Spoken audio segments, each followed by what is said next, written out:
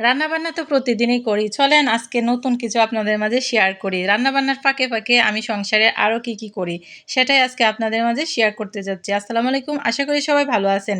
তো এই যে দেখেন রান্নাবান্নার ফাঁকে, সংসার সামলানোর ফাঁকে কিন্তু আমি একটা ছোট্ট মুরগির খামার গড়ে তুলছি, ছোট্ট পরিসরে। সেটাই কিন্তু দেখাশোনা করি।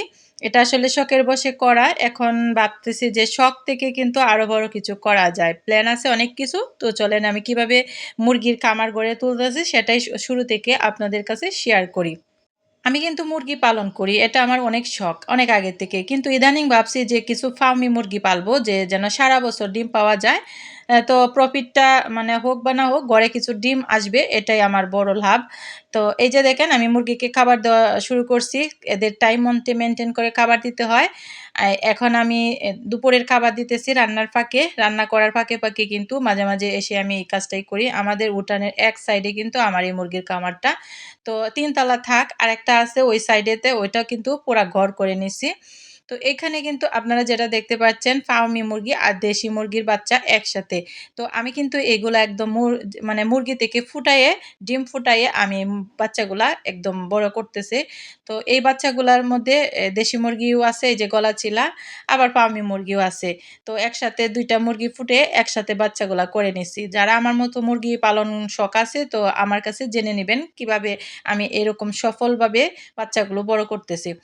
তো এই যে দেখা যাচ্ছে আমি কিন্তু এখানে ফিড কাভারটা দিতেছি। জিরো বাচ্চা থেকে যে ফিড কাভারটা একদম ছোট দানাদার সেটাই দিতেছি আরকি। আর এগুলাই এখন ২ মাস চলবে। পরবর্তীতে যেটা মানে ২ মাস পরের খাবার সেটা দিব। তো এখানে কিন্তু আরো ২ টা মুরগি বসায় দিছি। আর এগুলাও কিন্তু ফার্মি মুরগি। তো ফার্মি মুরগির ডিম ২০ ডিম আমি সংগ্রহ করে নিছি। আপনাদের বাড়ির আশেপাশে থাকলে আপনারাও সংগ্রহ করে নিতে পারেন।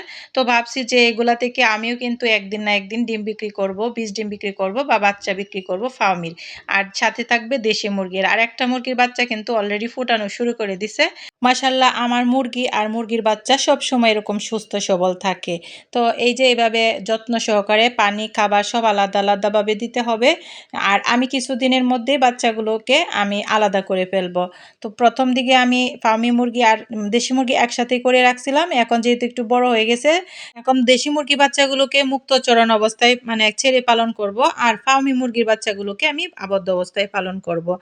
আর এই যে এখন দেখতে পাচ্ছেন আমি কিন্তু মুরগিগুলোকে আলাদা করে ফেলছি। এই যে মুরগির সাথেই কিন্তু বাচ্চাগুলোকে দিয়ে দিছি। এখন মুরগি একদম আশপাশ পরিবেশটা শিখাইয়া দিবে কোথায় কি।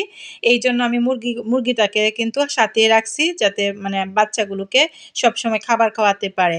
তো আর এইদিকে দেখবেন কিন্তু আমি ফার্মি মুরগিকে এই যে আলাদা করে ফেলছি। এটি কিন্তু একদম আলাদা। এখন আর দেশি মুরগি একসাথে নাই। মানে বাচ্চাগুলো আর একসাথে নাই।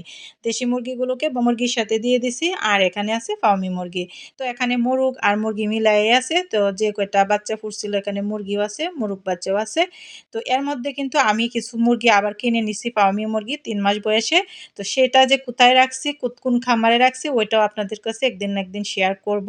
ওই খামারটা কিন্তু এখন আমি গুছায় উঠতে পারছি না। তো গুছানোর পরে অবশ্যই, অবশ্যই আপনাদের মাঝে সুন্দরভাবে উপস্থাপন করব। আর এইগুলো নিয়ে কিন্তু আমার সারাটা দিন কেটে যায়। তো ভিডিওটা কেমন লাগছে অবশ্যই কিন্তু কমেন্ট বক্সে জানাবেন। আল্লাহ হাফেজ।